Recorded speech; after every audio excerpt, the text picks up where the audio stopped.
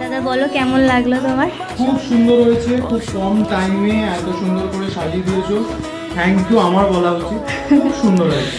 হ্যাঁ, আমি যেহেতু একাই করছি এই সবগুলো সাজানো খুব সুন্দর হয়েছে, আমার মারাত্মক পছন্দ। থ্যাংক ইউ দাদা, থ্যাংক ইউ সো মাচ।